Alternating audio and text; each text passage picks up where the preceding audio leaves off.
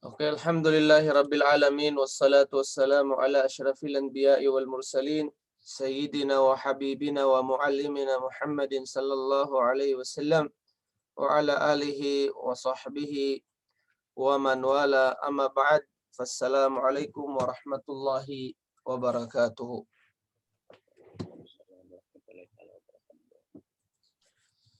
So, alhamdulillah, ito na yung sampung araw natin o sampung session. So, 2 linggo na lang ang natitira at malalaman na natin kung sino yung totoong nag-aral at yung pabonjing-bonjing lang. At saka nakikita na rin natin kung sino yung mga nabigyan ng Allah subhanahu wa ta'ala ng sabar, ay alhamdulillah umabot pa sila sa ikasampung session ng B1 Term 1. Although sa lahat kasi ng level ng pag-aaral, ang pinakamahirap ay yung B1 Term 1. Kasi sa B1 Term 1, lahat ay bago para sa'yo. Siguro okay lang kung yung mga taong meron na nakapag-aral na dati, naka-experience na, or marunong nang magbasa, marunong nang magsulat, sinadya lang talaga na pumasok sa B1 Term 1. Pero kung bago pa sa kanyang lahat, talagang hindi madali o dadaan talaga siya sa medyo hirap na ganun. Okay, so ang lahat pa rin ay dapat ipasalamat natin sa Allah subhanahu wa ta'ala dahil ito ay isa sa mga biyaya at taufik ng Allah subhanahu wa ta'ala sa atin. Kahit gaano pa ka-busy, hindi natin yun binigyan ng pansin. Inuna pa rin natin ang ating pag-aaral, inshallah subhanahu wa ta'ala. So mga kapatid, ay nasa 7 na tayo. Ang number 7, at-tahalli bi rawnatil ilm. At-tahalli bi rawnatil ilm. Nga pala, meron din yung English niya. Kung gusto nyong basahin ang English niya, makikita nyo doon.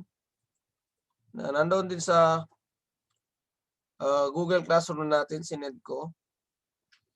Kaya lang dito sa medyo hindi ko na pinapakita kasi tawag dito. Page 7. Yung nasa English niya, number 7. Anong page to? Page 28. Okay. So, ang number 7, at-tahalli bi rawnaqil ilm. Ang rawnaqil ilm, yung tawag dito? Gawin mo, i-apply mo kung ano yung nalalaman mo. O i-implement mo sa sarili mo ang iyong kaalaman. Ngayon, ang sabi na ng ibang rawnaqil ilm, yung bang irespeto mo ang kaalaman na nandyan sa iyo. Respeto. Or sabi ng iba, yung tama rin, paggalang, pagrespeto, isa rin. So ilagay niyo dyan. Kailangan ng isang mag-aaral, suot-suot niya ang pagrespeto, pagmamalaki sa kaalaman. Ngayon, paano mo irespeto ang kaalaman? Number 1, husnus samat. Kailangan ang isang mag-aaral yung kanyang yung meron siyang magandang pag-uugali. Kailangan daw ang mag-aaral, husnus samat o simti, meron siyang magandang pag-uugali. Pwede rin yung husnus simti, yung hindi siya hindi siya salita ng salita. Tahimik. Okay. Meron din ang meaning ng husnu samat, yung tahimik. Sa Arabic? Page 3. Sa taas niya. Pero sa PDF, 13. Wal hajjas salih. Ano yung unang sadik?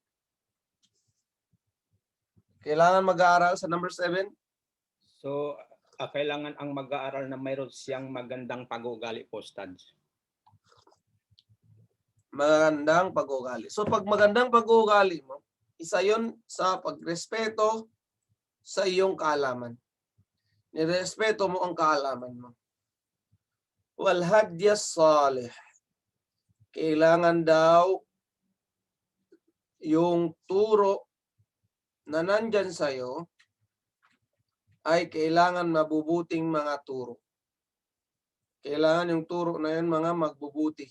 Magagandang turo. Ngayon, ang magagandang turo is pag sa Islam, kapag ibada, pag sambang pinag-uusapan, ay nanggagaling ito sa Quran at sa Sunnah. Pagsamba. Ngayon, kung ang pag-uugali naman ang pinag-uusapan, kahit saan, pwede mong kunin kung pag-uugali ang pinag-uusapan. Kung pag-uugali ang pinag-uusapan,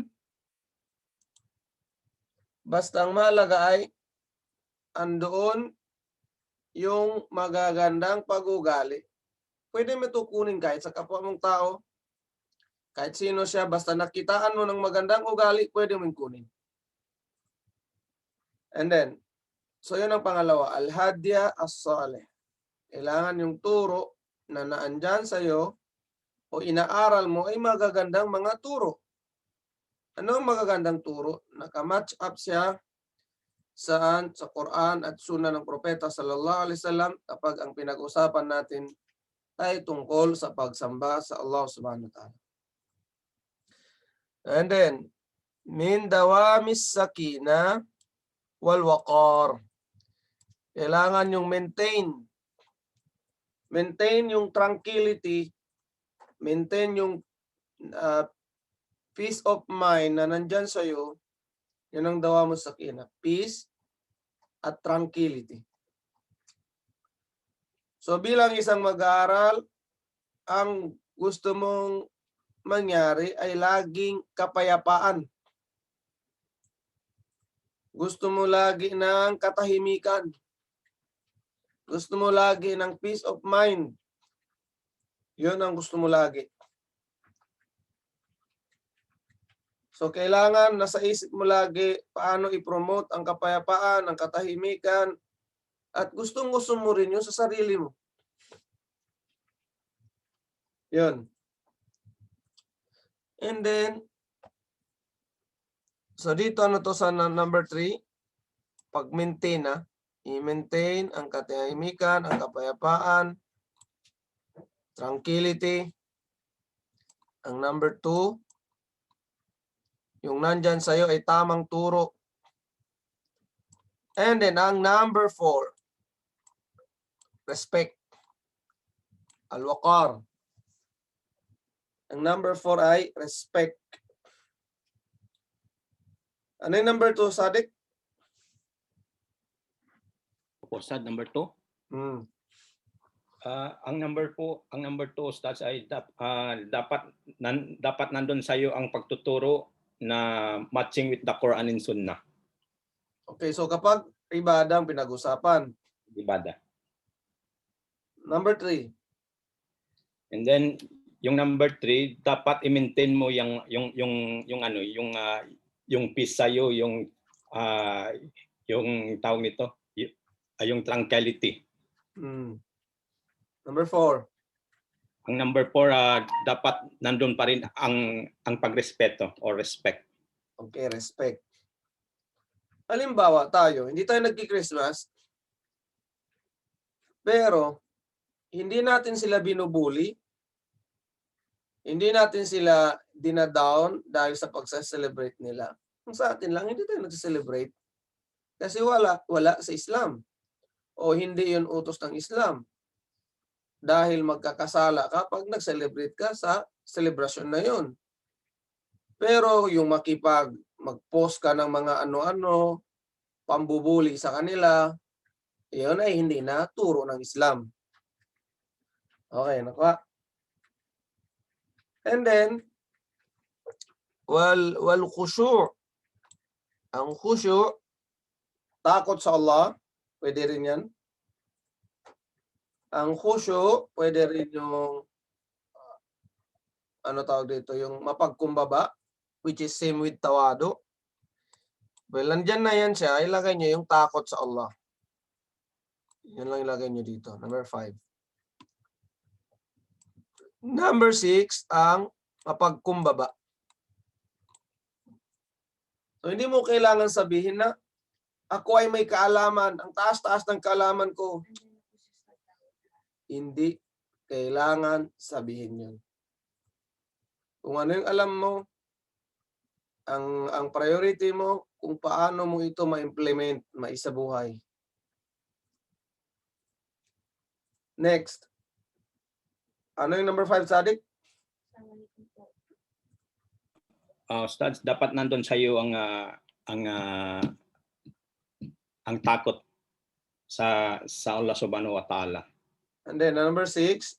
And then ang number 6, dapat mapagkumbaba tayo maskin marami tayong nalalaman tungkol sa ating relihiyong Islam. So dapat nandun pa rin tayo, humble pa rin tayo. Yes. Next, waluzumul mahajja. Kailangan always nakastick tayo sa dalil. Luzumul mahajja. Yung mahajja pwedeng kung mayroong dalil sa Quran at Sunnah, doon tayo. Kung wala, hindi natin ito tatanggapin, hindi natin gagawin. Pwede rin yung mahajja is liwanag. So kung saan nakikita mong liwanag, nandoon ka, pero wala namang ibang liwanag. Kung iba daw, kung pagsambang pinag-usapan, maliban sa Quran at Sunnah. Yun ang liwanag. Okay. And then, bi'amarati al-zahiri wal-batini. At sa dito, parang yung kalinisan o kagandahan, zahir, ang zahir ay physically o yung nakikita. Ang batin is, number 9, ay yung hindi nakikita. Mostly ang batin, yung gawain ng puso. While ang zahir, gawain ng bunganga at saka katawan. Tawag doon zahir.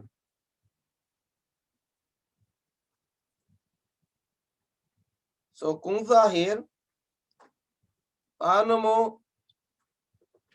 i-implement?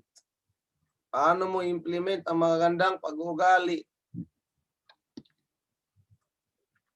Paano mo siya ipakita? So tulad na ng pagsasalita ng magandang salita, ito ay pagpapakita ng magandang pag-uugali. Zahir na yon. Or yung mga gawain mo, hindi ka pumupunta sa mga lugar na maraming gawaing maksiat tulad ng mga bar, ng mga club. So ang tawag doon, yung hindi mo pagpunta na doon ay pag-uugali na yun.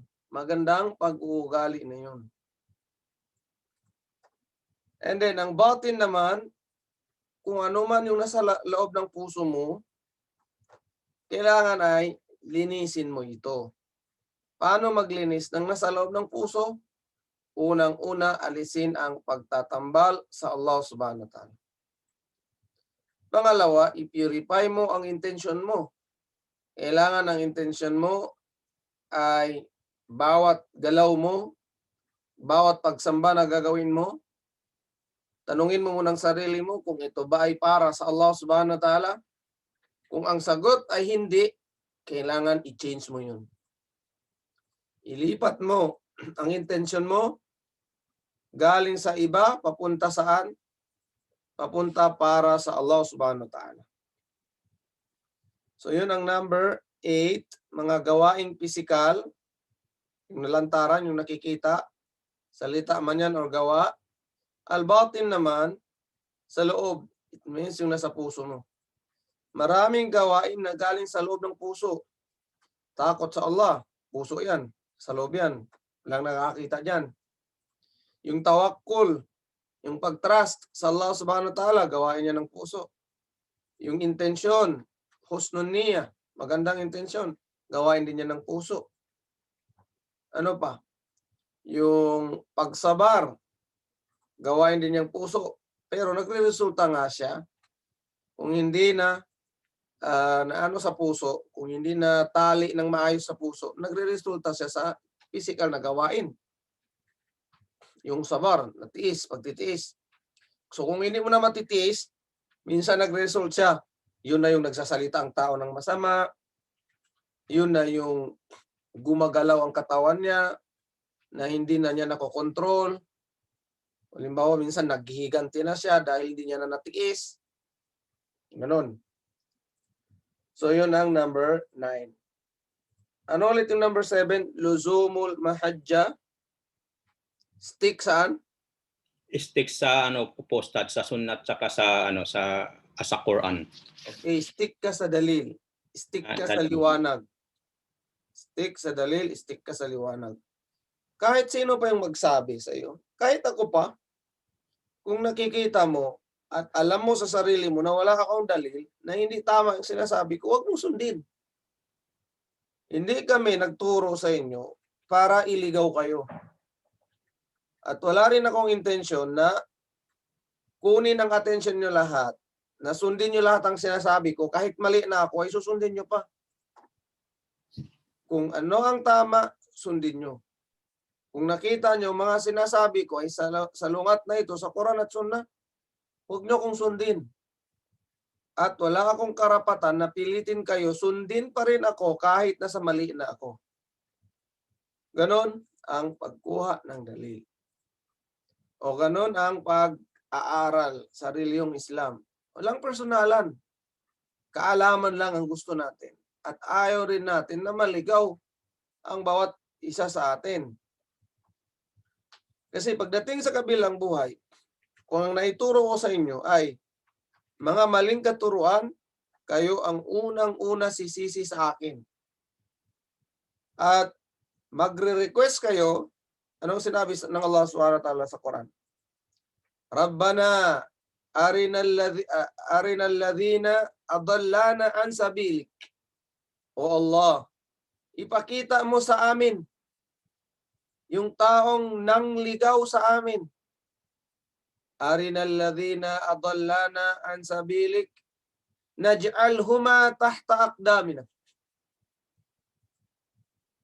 Arinal ladhina, bata yun? Confused ako sa aya. Kung hindi arinal ladhina adallana an sabilillah. Parang ganun. Arinal ladhina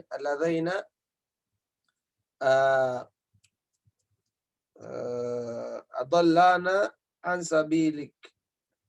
Naj'alhuma tahta aqdamina. Anong gusto ng mga taong naligaw na yon? Ilagay namin sila sa baba ng aming mga paa. Ibig sabihin, gusto nilang apak-apakan yung taong nanligaw sa kanila. Subhanallah. Senaryo ito sa kabilang buhay na kapag ang taong nanligaw, yung taong niligaw niya, magre-request sa Allah subhanahu wa ta'ala na isama sa kanila at nandoon sa baba nila upang tapak-tapakan nila ito, apak-apakan nila ito. So ang una, akala ng mga nagtuturo na madali lang magturo. Basta may maituro ka lang, okay na. Hindi ganun kadali. Kailangan isigurado muna na ang tinuturo niya ay tama para pagdating sa kabilang buhay ay nasa tamang patutunguhan din siya. Hindi tutulad ng mga Western education, kahit ano yan ang bala yan, basta nakaturo ka na. Sa Islamic education, lalong-lalo na sa reliyon natin, may pananagutan ng bawat isa. May pananagutan ang guro sa kanyang tinuturo. May pananagutan din ang mga estudyante sa kanyang inaaral. Kung alam niya ang inaaral niya ay hindi tama, pero nag-stick pa rin siya doon, may problema doon. Kaya nga, ang araw na tinatawag, tinan nyo, ang tawag sa kabilang buhay, anong tawag sa kabilang buhay? Day of Judgment. Araw ng paghuhukom. Araw ng paghuhukom. Kaya kailangan dito pa lang tayo. Mag-ingat tayo. Huwag tayong sasama sa mga konsepto, pag-iisip ng mga tao. Anong pag-iisip nila? Ay, bahala na, basta pagdating sa kabilang buhay. Makikita din natin yan kung sinong totoo. It's too late. Useless pa din, useless kung nalaman mo yung katotohanan ay sa kabilang buhay na. Kaya dito pa lang sa mundo, alamin mo na ang katotohanan. Yun. So, yun na meron na dyan. Watakallian nawaqidiha. At mag-ingat, takalli, alisin kung ano man ang nakakasira. Ano nakakasira?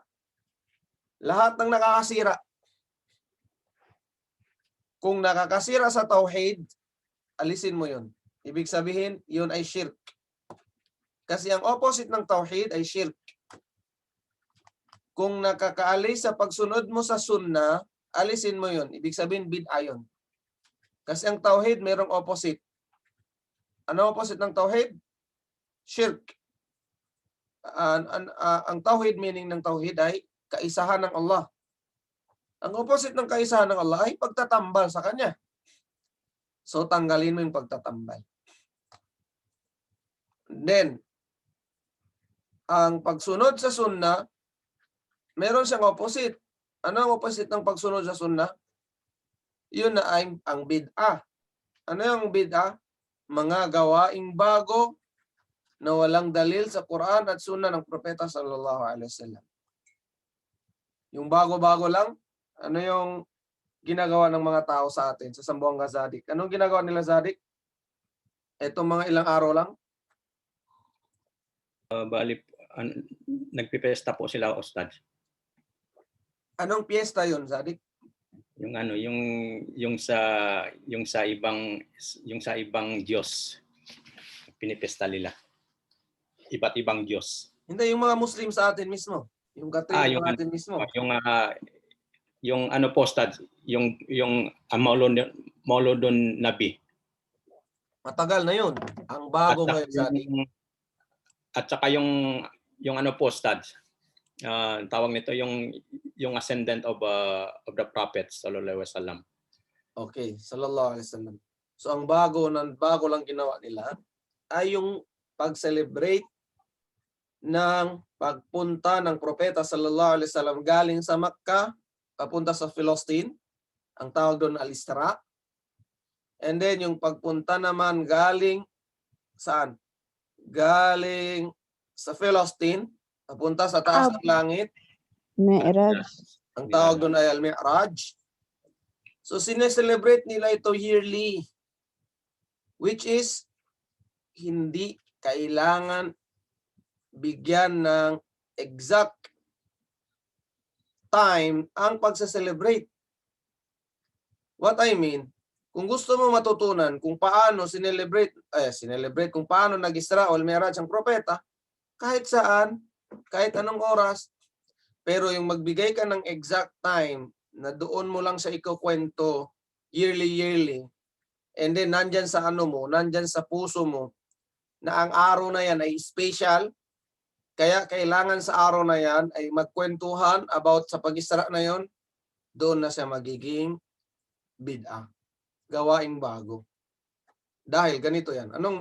Bakit bid'a, Ustad? Bakit ka nagbibid'a-bid'a na naman? Kasi, ang propeta sallallahu alaihi wasallam, oo, nag-Isra wal Mi'raj siya. Pero pagka next year, hindi niya ito sineselebrate. Pag next year, hindi niya sinelebrate. 10 years siya sa Madina, never siya nag-celebrate. 10 years siya sa Madina. Simula kasi ng nangyari iyon, hindi yun sinelebrate ng propeta sallallahu alaihi wasallam. Ngayon, kung hindi niya sinelebrate, bakit tayo magsa-celebrate? Kung gusto mong alamin, mayroong mga ustad magsasabi sa tungkol diyan, magbibigay ng topic about sa Isra wal Mi'raj ng propeta sallallahu alaihi wasallam. Pwede mo mabasa sa Google, pwede mo makita sa YouTube, pero yung pag-celebrate ang pinagbawal doon. Kasi ang tingin mo, special ang araw na yan, na kailangan talaga diyan ikwento, diyan yan, yun ang pinagbabawal. So yun ang number 10. Ano yung number 10? At-takhalli an nawaqidha. Pag-iwas sa mga opposite. Anong opposite ng tauhid? Shirk. Shirik. And then, ano ang opposite ng pagsunod sa sunnah? Bid'a. Bida. Ano ang opposite ng pagsunod sa Allah? Pagsamba. Hindi sumusunod. Okay, ma'siyah. Masyat. Masya. Pagsuway o pagsaway sa Allah. So kung sumunod ka sa Allah, iwasan mo yung pagsaway sa Kanya. And then, ano ang opposite ng magandang pag-uugali? Kasamang pag-uugali. Yes. Kung meron kang magandang pag-uugali, iwasan mong masasamang pag-uugali. Kasi normality ng tao, ganito yan. Normality ng tao, hindi pwede maging perfect. Alam natin sa sarili natin na meron tayong mga kahinaan. Ngayon, yung kahinaan na yon, unti-unti natin yung puksain. Minsan, yung kahinaan mo na yun, nagagawa mo yun na hindi mo namalayan. Kasi kahinaan mo nga eh. Ngayon, kung nagawa mo yung kahinaan mo yun na hindi mo namalayan, ang next mong gagawin ay humingi ka ng kapatawaran sa Allah subhanahu wa ta'ala. Bakit mo nagawa yun? Hingi mo ng kapatawaran at isipin mo lagi na talagang hindi ko nagagawin yun next. Pero dahil naging habit na, naging nakasanayan na, minsan magagawa mo pa rin yun kahit hindi mo sinadya. Magtauba. Humingi ng patawad.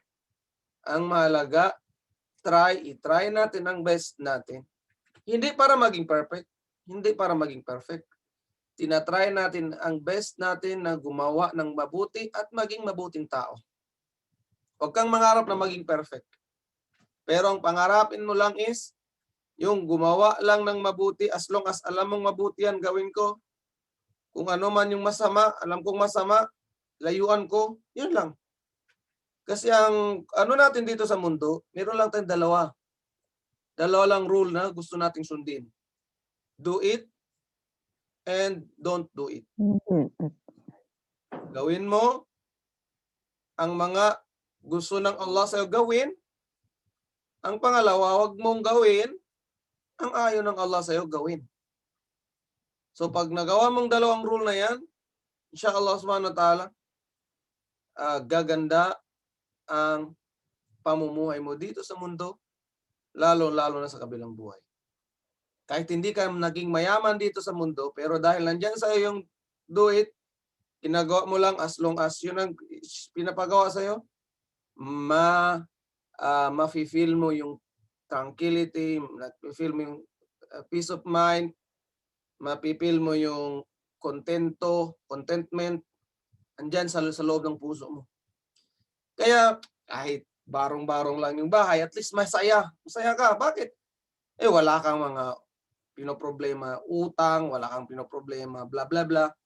Dahil ang lahat ng yon tanggap mo, ang lahat ng yon alam mo galing sa Allah subhanahu wa ta'ala, at ang Allah subhanahu wa ta'ala lang ang may kayang magbigay sa iyo, ang gusto mong sundin, ang gusto mong tawag dito, At hindi mahalaga sa iyo ang mga makamundong bagay. Ang mahalaga sa iyo ay yung patutunguhan mo, yung libingan mo, yung mapupunta ka sa paraiso. Yun lang ang mahalaga sa iyo.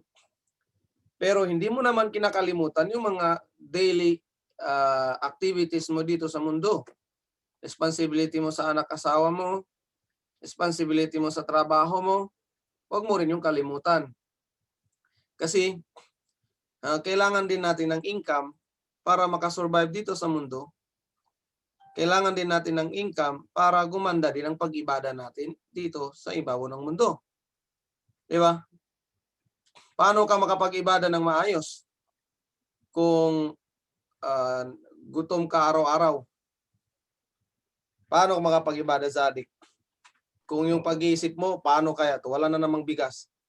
Opo, Ustad. So, bali po, Ustad, yung ano natin, ano ba bali yung percentage natin diyan dito, yung sa mundo or sa kabilang buhay. So, bali sa within 100%, ilan dapat ang percent sa mundo?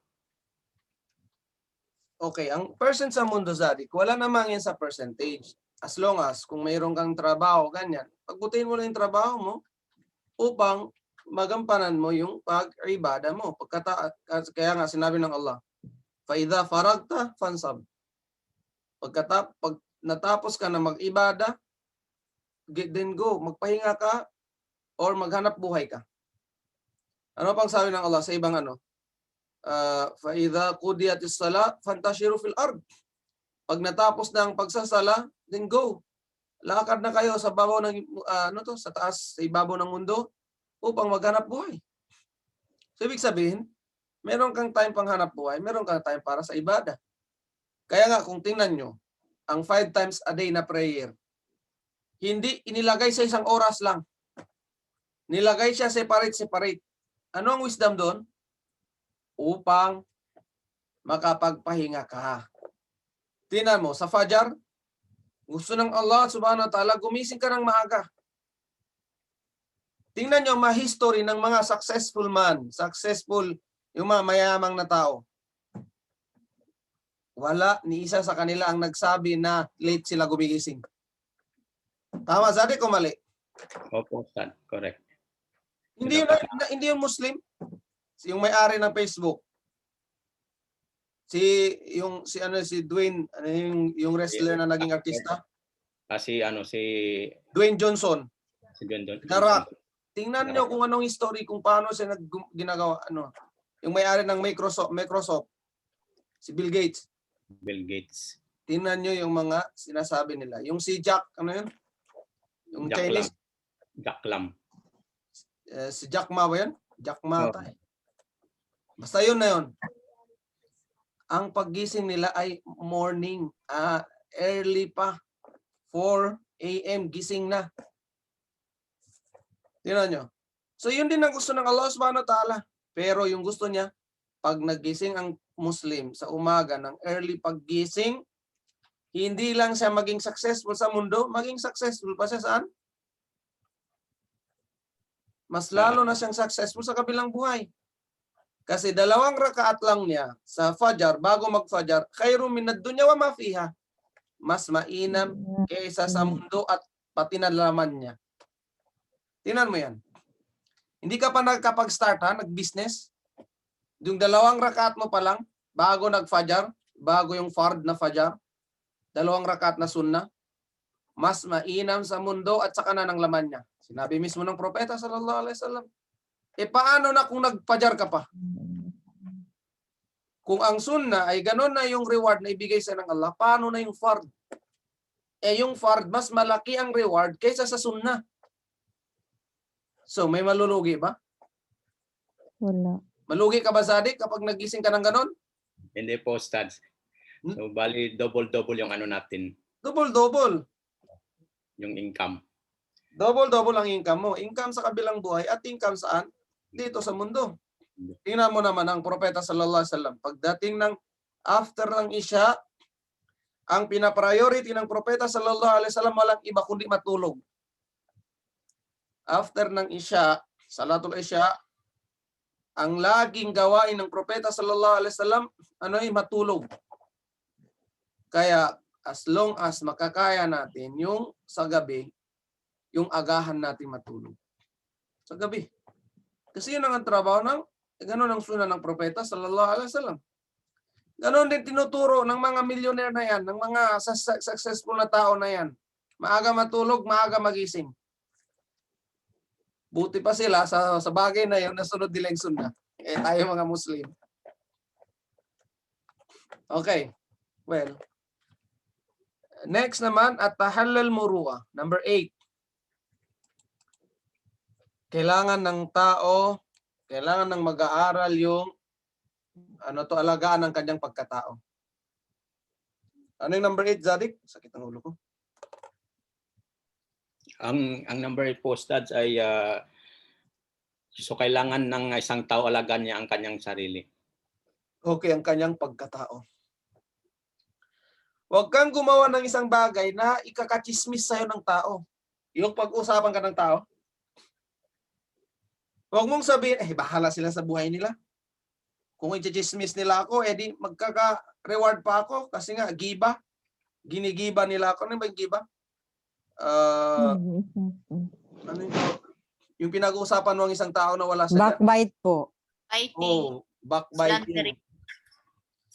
Sige lang, okay lang yan. Pag-uusapan nila ako na magkaka-reward naman ako kasi ang lahat ng mga ibada nila mapupunta sa akin. Pero ikaw ang dahilan. Magkakasala at magkakasala ka pa rin. Kaya sila nagkasala ng dahil sa'yo. Tama o mali? Alam mo nang ikakachismis sa'yo ng tao. Ginawa mo pa rin. Tapos, nung pinagkukwentuhan ka na dahil sa ginawa mo, okay lang yan kasi magkakaroon ng reward. Ipagpalagay natin magkakaroon ka ng reward, pero magkakaroon ka rin ng kasalanan dahil nagkasala sila dahil sa'yo. So isa sa mga iwasan ng isang mag-aaral yung kailangan nilang gawin, pangalagaan ang kanilang pagkatao. Pangalagaan ang kanilang dignity. Kung sa tingin nila ang bagay na yan, kahit hindi haram, na ikakasira sa kanilang pagkatao, huwag nilang gawin. Kaya ang mga ulama natin, anong ginagawa nila? Number 1 rule ng mga ulama natin, isa sa mga ayaw nila, yung pagkain, yung kumakain ba, kahit eskendi o kahit mais habang naglalakad. Hindi sila kumakain ng ganun.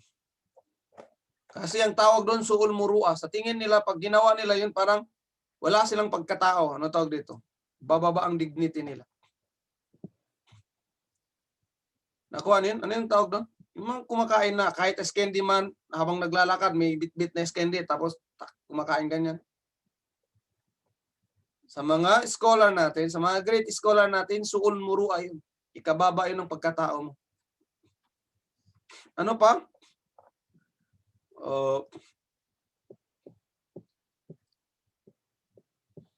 Yung, halimbawa, pumunta ka sa Pinas. Tapos yung mga, yung mga buhok mo, parang buhok ng Linkin Park, buhok ng mga artista. May mga kulay-kulay. May kulay-kulay. Tapos ang ngipin, may brace na. Yung ngipin naman, sa pagpe-brace ng ngipin, kung para igamutin ang ngipin, halimbawa kung para ipag-straight, or para ayusin ang ngipin, walang problema doon. Pero kung para pampaganda lang, bawal. Pampa-display, bawal magpa-brace kung ang purpose mo ay pampaganda lang. Pero kung ang purpose mo ay para gamutin yung ngipin mo, para maging straight, para magkadikit-dikit ganyan, walang problema. Nakuha niyong ruling sa ngipin? May hadith yan. May hadith ang propeta sallallahu alaihi wasallam. Yung parang mama, yung pula. Walang pagdududa yun. Nahulog yun sa haram. Haram ba yun? Yung pagmama, anong tawag dito? Bakit sa haram? Una, na-find out ng mga doktor na ang paggagamit nun ay nagbibigay ng sakit. Parang toxic din. Toxic, tulad din ng sigarilyo. Kaya yun ang una. Kung haram ang sigarilyo, sinabi ng maulama, mas haram tong mama na to. Kaya nga, yung mayroon dong chemical na ginagamit, yung bangkit, alam Yun niyo nga. bangkit yung pasadik? Opo, Ustad. Bangkit. Yung bangkit na yun, bawal sa Korea. Mm, Kasi yung bangkit na yun, isa sa mga dahilan na nagkakakanser ang tao. Ngayon, isa sa rule natin, sa 5 ruling, kahit wala ka pang dalil, kailangan pangalagaan mong ang sarili mo, katawan mo. So lahat ng nakakasira ng katawan, nakakabigay ng sakit sa katawan, ito ay haram. Kahit wala ka pang dalil. Basta nakakasira ng katawan, mahulog siya sa haram. Kaya yung taong diabetic, o diabetic, yung bang mataas na talaga, yung sugar. haram na sa kanya ang mga bagay na Matamis. magpapataas pa ng dugo, ng sugar niya. Nakuha niyo yun? Which is sa normal na tao, hindi haram. Pero sa taong may diabetic, yung mataas na yung sugar niya, haram na sa kanya yung magpapataas pa ng sugar niya. Bakit yun hinaram? Dahil kung makain pa niya yan o mainom niya yun, ay lalala ang sakit niya. Masisira niyang kanyang sarili. So ang ruling natin is, kapag nakakasira sa sarili, ay haram. Marami. Nakuha yung point? Opo, Ustad. Opo. Kahit wala pa yung dalil. Halimbawa, high blood, yung lahat ng magpapataas pa ng ng pagka-high blood niya, bawalin sa kanya. Mahulog na yun sa haram. Sabi mo, Ustad, yan, diyan ka na naman sabi mo, haram ka na ng haram. Kasi Wala sa na- Islam sabi mo, kailangan alagaan mo ang sarili mo. Ngayon, lahat ng nakakasira ng sarili mo, ay mahulog na ito sa haram. Haram sa iyo. Pero sa iba, hindi yun haram. Kung wala naman siyang high blood, wala naman diabetes, pwede pa siyang kumain kung ano man gusto niyang kainin. As long as hindi naman siya baboy or ano man. Nakaw yung point kung paano pinangalagaan ng Islam. Kasi sa Islam, mayroong 5 kailangan mong i-preserve. Una, kailangan mo alagaan ang iyong reliyon. Lahat ng nakakasira ng reliyon mo, kailangan mo yun iwasan. Pangalawa, alagaan mo yung sarili mo. Lahat ng nakakasira ng sarili mo, nagbibigay ito ng sa katawan mo, haram yun. Nagbibigay ng sakit. Number 3, ang paano naman, dignity. Ay, hindi pa dignity, 4 yun. Ang pangatlo ay akal, pag-iisip. Lahat ng nakakasira ng pag-iisip mo tulad ng drugs, kasi nakakasira yan ng pag-iisip. Alak, kahit wala pang dalil, kasi nakakasira yan ng pag-iisip. Kasama dito yung sinama rin na nakakasira ng pag-iisip, kahit yung mga games. Kasi nasisira ang pag-iisip ng mga tao dahil sa games. Bakit? Bakit Zadik nakakasira ang pag-iisip? Kasi parang na yung nila, Stads. Parang kasi yung iba kasi na uhulog na sa pagsusuicide. Pwede. Minsan kasi yung mga taong gamer, hindi na kumakain. Focus sila sa Sira na. paglalaro. Hindi na kumakain. Hindi na natutulog. Tingin mo, Na nakakagabi. magsasala. Hindi na magsasala. Marami na silang namimiss dahil lang sa game. Kaya, ang laro, normality ng laro, ng kahit anumang game, ito ay pwede as long as walang pusta. Yun ang normality. Pag walang pusta, okay, pwede. Pero kung nahuhulog na to, marami ng mga side effect. Hindi na makapagsala, hindi na natutulog, hindi na kumakain. So, mahulog na siya sa haram. Kaya, ang ibang ulama, hindi ka pa makapunta doon sa mga hindi natutulog, sa mga hindi hindi pagkain, hindi pagtulog. Automatically, bago ka pa mapunta doon, hinaram na sa'yo. Kaya hinaram ng ML, ng maulama natin, ng ML, bakit hinaram ng maulama natin? Hinaram ang PUBG dahil ang side effect nito napakalaki. Nakita nila, ang karamihan ng mga naglalaro nito ay yun ang nangyayari. So ngayon, bago pa sila bago pa dumami, ang masisiraan ng ulo o masisira ang katawan nila, binawal na nila. Nakuha yung point doon? Sabi mo, bakit na? Wala naman. Isa yun sa mga dahilan. Bago ka pa masiraan ng ulo, bago pa masira yung katawan mo, pinigilan ka na ng mga ulama natin. Concern ng mga ulama natin sa iyo. Hindi yun pampabor. Boring naman itong mga na to. Puro haram na lang alam. Ganon ang nila. Nako, ang point dito, Sadik, kung bakit hinaram? Opo, Ustad. Okay, nandun na tayo. Pangalaga ng pag-iisip. Kaya bawal ang inom ng alak, bawal ang pag-drugs, bawal ang, basta lahat ng nakakasira ng pag-iisip mo, bawal. Number 4, dignity. Pangalagaan mong dignity mo. Kaya kasal mo na bago mag-live-in kasi dignity doon ang iniingatan. At yung yung tawag dito, yung tubuanan. Yung bang nyo, nasal, tong nasal? Yung lineage. Lineage ng O lineage. Yung bang iningatan mo na ang tulad ng propeta sallallahu alaihi wasallam, ang mga magulang niya nakasal mo na bago kahit jahiliya sila nakasal muna bago sila nagkaanak. What I mean, bago nag-live-in. Kahit ang propeta sallallahu alaihi wasallam, di ba ang jahiliya wala yung reliyon. Yung reliyon nila basta-basta reliyon lang. Pero yung mga magulang niya, lahat yon ay kasal bago live-in. Lahat yon kasal bago live-in. Ganon ang propeta sallallahu alaihi wasallam. Tawag doon? Yung pangalagaan yung lineage mo. Yung mo, yung galing from lolo, galing pababa. Yung family tree. Family tree. Lahi. Lahi. So, paano pangangalaga doon? Yung kasal mo na, bago live-in. Kasi yung ibang reliyon, which is haram man talaga sa atin, yung zina. Wala takrabu zina. Kahit yung lumapit ka lang sa zina, haram na. Lapit lang yung mga means na pwede maging dahilan ng makapagzinang dalawa, haram na yon. Paano na yung truly, yung totoo na talaga? Kahit yung paglapit lang, halimbawa, chat-chat lang, na mahuhulog sa zina, haram na yon. Nakuha yung point? Yung paglapit lang, yung mga means lang, na magiging mahulog sa zina, haram na. Paano na kaya kung totoo na? Yun ay malaking kasalanan na. So, ang point natin is, number 4, kailangan pangalagaan yung family tree.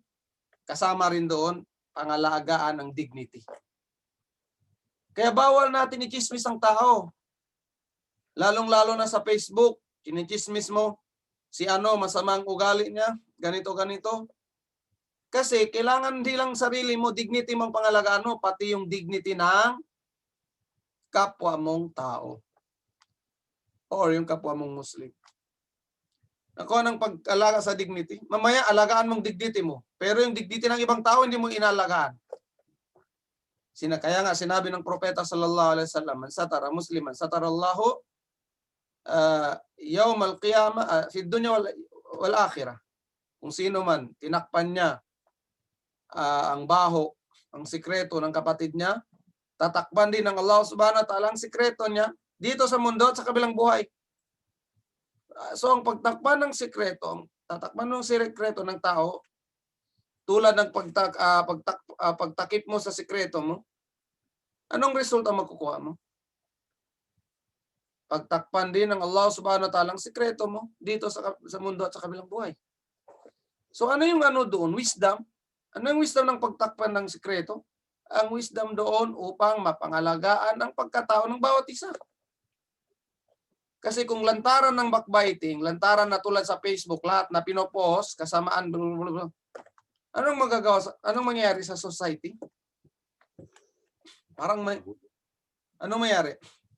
Magkagulo-gulo po, Ustad. Magkagulo-gulo, meron na mga tawag dito, walang unity sa society. Mawawala na yung pagmamahal sa isa't isa. Mawawala na yung pagtulungan sa isa't isa. Kasi paano pa hindi mawawala? Yan, chinismis niya ako yan, ba't ko siyang tutulungan? So tulungan mo pa ba yung taong nagchismis sa'yo? Yung tao na yan, nalaman ko, ganito. Pinagkukwento ako saan. So, tutulungan mo pa ba yun? Kaya yun ang isa sa mga wisdom. Kaya ngayon, kung bakit ang community sa lugar natin ay medyo magulo na, dahil nawala na yung pag-aalaga sa dignity ng bawat isa. So, yun ang number 8 at tahalli bil muru'a. Ano yung tahalli bil muru'a, Zarik? Dapat alagaan natin ang ating pagkatao. Pagkatao. Okay. Meron pala, hindi ko pa nabanggit ang pang-last. Yung 5 dapat mong alagaan. Una, reliyon, alagaan mo. Yung 5. Pangalawa, yung And then sarili mo. Pangatlo, alagaan mo. Sarili. Pag-iisip Yung akal. mo. Pag-isip. Pang-apat, Dignidad. yung family tree mo or dignidad. And then number 5, pangalagaan mo yung kayamanan mo. Pangalagaan mo yung kayamanan mo. Kung sa'yo. Ngayon, pag may pumunta nagnakaw, pero nagprotekta ka, pinotektahan mo yung kayamanan mo. Dahil sa pagprotekta mo sa kayamanan mo ay napatay ka ng mga magnanakaw, ikaw ay shahid sa kasama martir. Ako ano yun? Kasi kailangan mo yung protektahan. Kailangan mo alagaan. Kaya nga, limbawa, meron kang mga produkto. Ngayon, ang produkto mo na yun, nasa tabi lang ng daan. Ngayon, dumaan na yung sala, tapos pag iwan mo yung mga produkto mo yun, maraming magnanakaw, kukuha. So, alagaan mo muna siya bago ka magsala. Nakuha niyo yun? Pero kung may way talaga, bago pa magsala mga 30 minutes pa lang, ayusin mo na siya para hindi manakaw. Pero kung nagka-encounter ba, na dumating na ang sala, tapos yung pag-aalaga mo sa mga kayamanan mo, alagaan mo muna yung kayamanan mo bago ka magsala. Nakuha yung point doon? Opo, Stan. Pero dapat, bago pa dumating yun, isipin mo muna kung paano hindi magka-conflict. Kasi dapat inuunang sala. So, yun ang main point dito. Nasa 8 na tayo, 8 o'clock. Continue tayo next week dito. Ilan pa bang kailangan natin gawin? Hanggang ilan ba? 2 linggo na lang tayo. Hanggang dito pa naman. Wow. Kaya yan. Inshallah. Kailangan. Next 15 na studs. ano yan? 15. Kailangan muna next natin ay meaningan lang natin muna lahat bago magpahaba. Okay, so hanggang dito na lang. Jazakumullahu khairan. And then, i-pause natin yung quiz. Stop ko na yung live streaming, Stad. Paki-stop na, bro. Alhamdulillah. Bismillah.